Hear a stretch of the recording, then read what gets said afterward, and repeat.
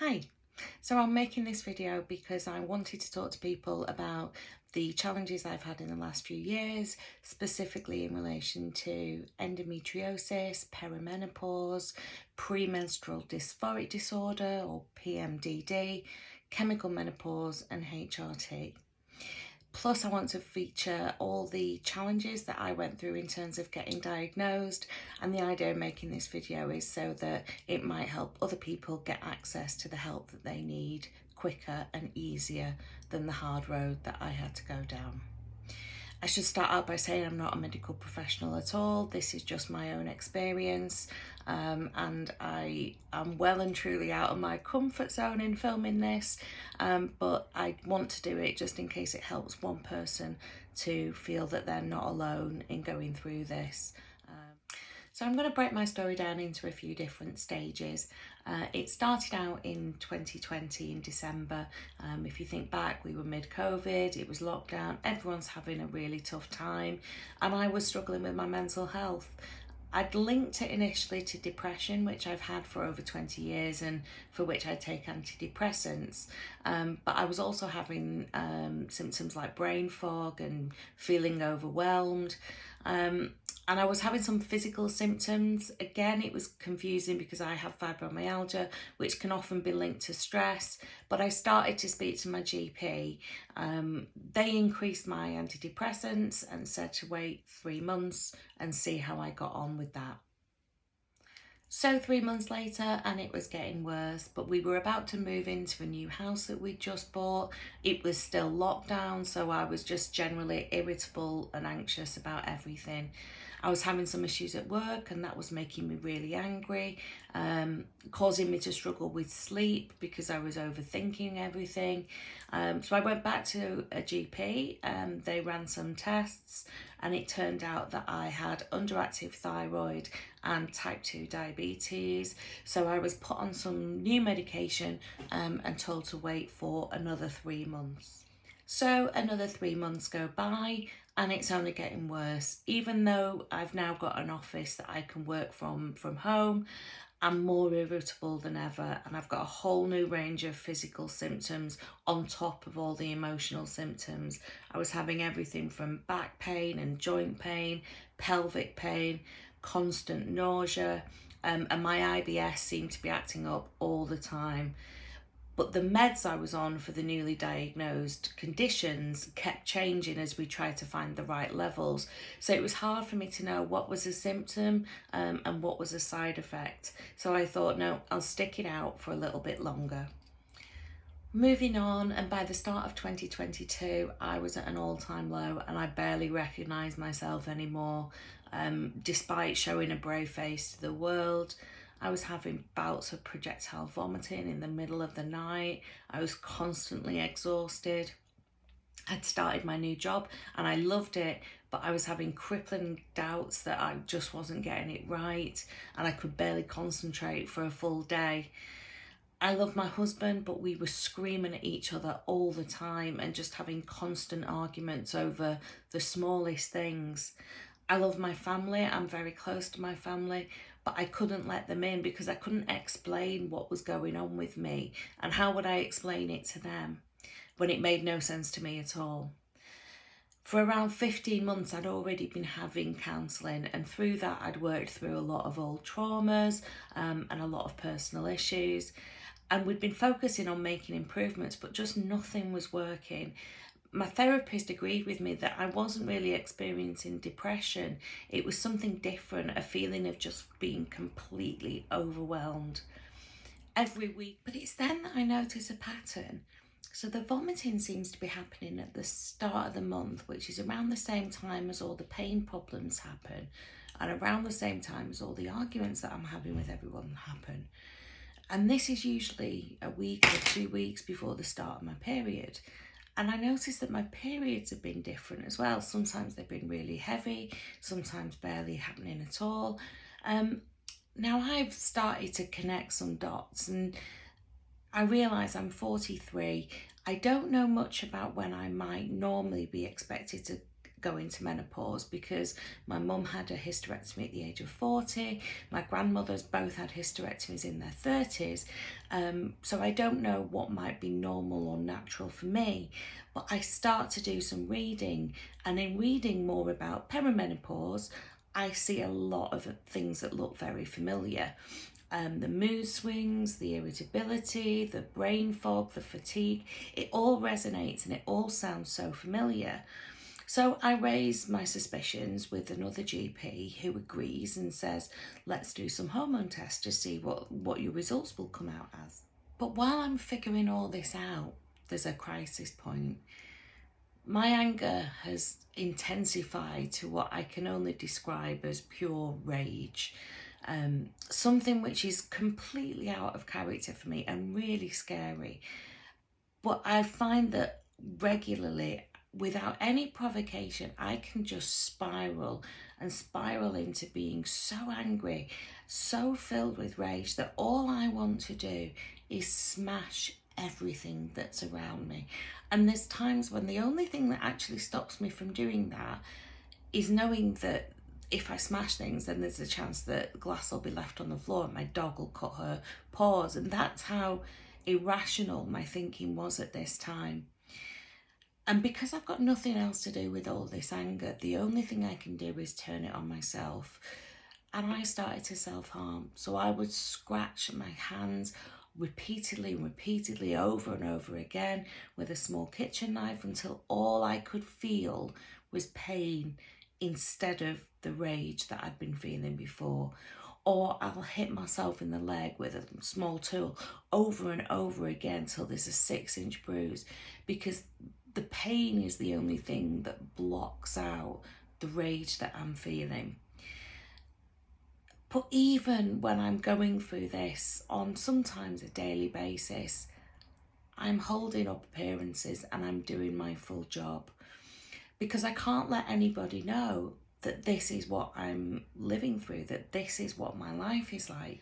I go in my virtual meetings, I go on all my calls, I put on the brave face, and then I lose it in between those meetings. But one day I'm so distraught and I'm so overwhelmed that the only way I can get myself to calm down is by ringing the Samaritans and getting their help, just to get me to a point where I can calm down enough to go on the virtual call with some senior leaders that my job involves, and then I can get through that meeting. But it's on this day that, because it reached such a breaking point, my husband intervened and he called my parents and he told my parents what had been going on. And they stepped in with all the love and support that I knew they would give, but I just couldn't accept at that time. I felt like such a burden to everybody around me, and I didn't want them to have to go out of their way to help me with what I was going through. I felt at that point in time like I was losing my mind. I was losing my sanity.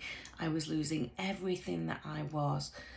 And I was terrified, and I was terrified of being institutionalized and taken away from my life, because I didn't know how to control the emotions that I was experiencing.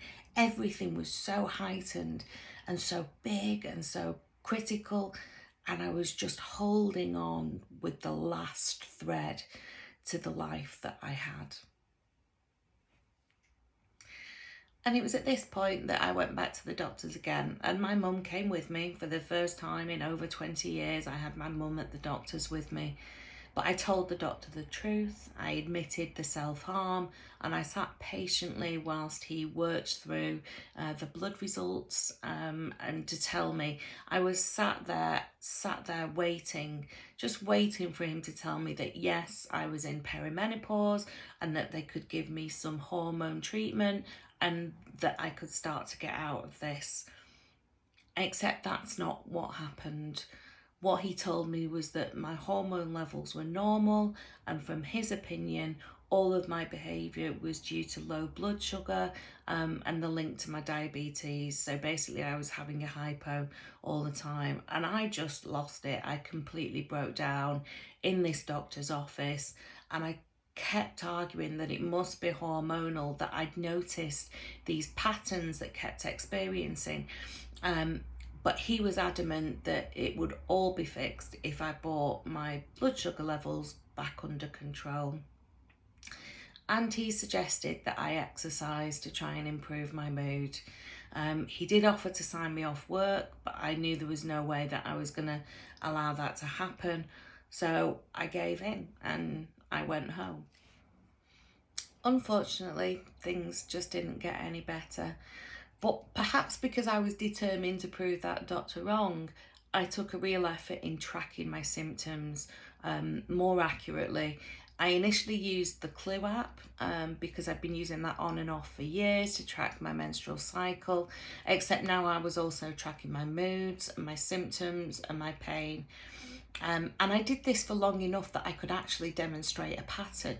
So I went back to the doctors and I really argued my case. I showed them the hell that I was going through the 2 weeks before my cycle, and the symptoms that I'd have during my cycle, and the fact that I then had a week or so of almost feeling normal before it would all start all over again. I'd also noticed that the gap between my periods was extending slightly, slowly but surely, and I went back to the GP again, and finally I got a referral for a specialist.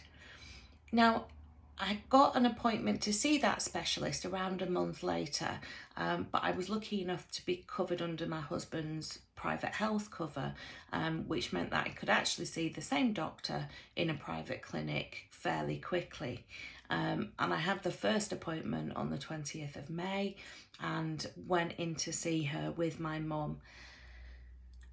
And it was life-changing. I sat there for 5 minutes and I explained to her what I'd been going through, and almost within 5 minutes of conversation and a quick examination, she said that she knew exactly what was wrong.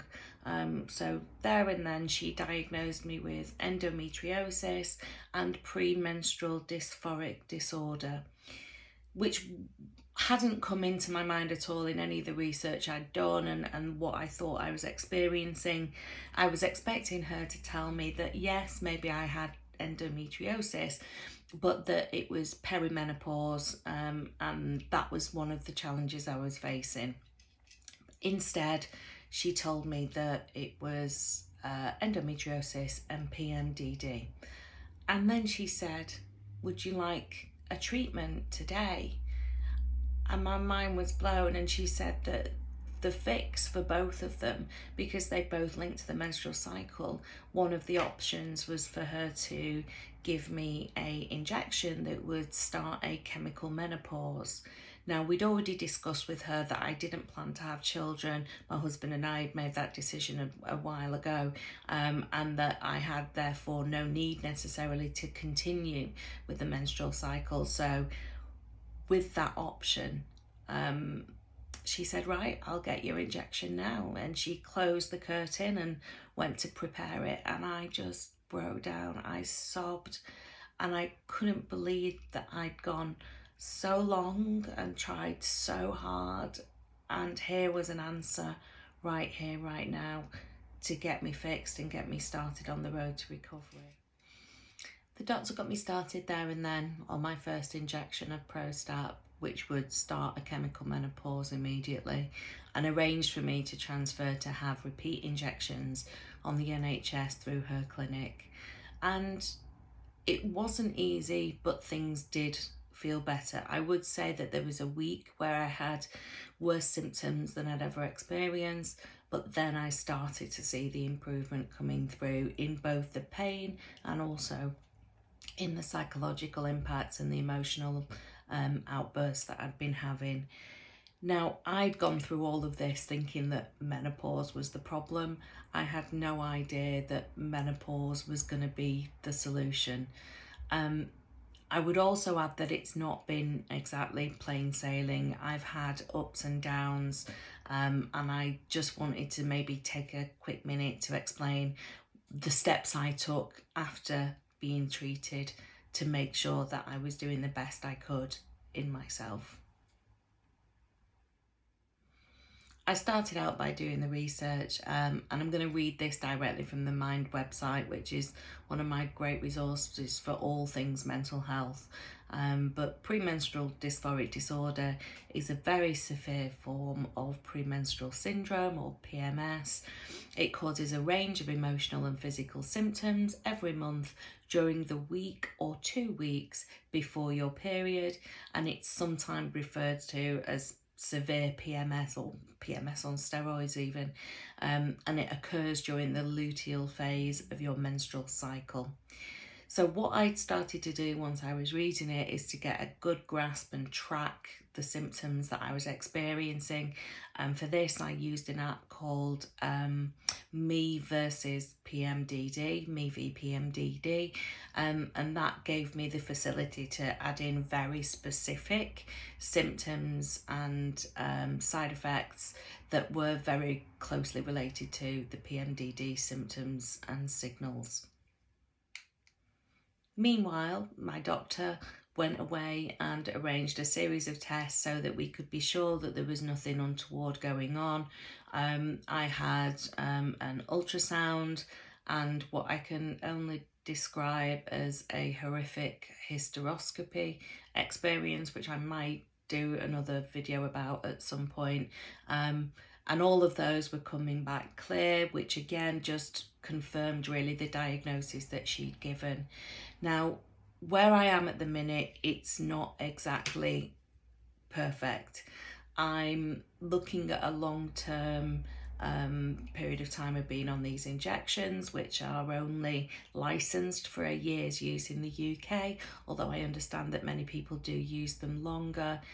The long-term solution is a full hysterectomy, but obviously in terms of waiting for surgery, I've got a way to go before that can be a viable option. So in the meantime, I'm also trying to control my symptoms using all the best advice that I can around exercise, healthy eating, and everything else that comes into it.